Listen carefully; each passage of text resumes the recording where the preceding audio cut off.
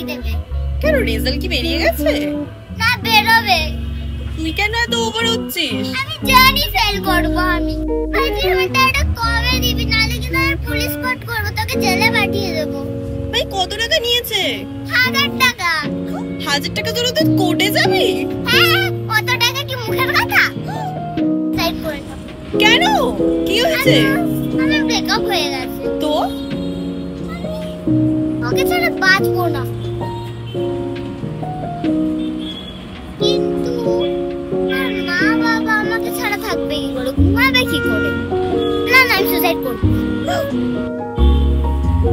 ভাই আমি আইফোন কিনেছি। কত নিল রে?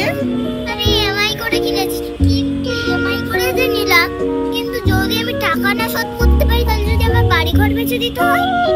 আরে নিলি কেন তুই?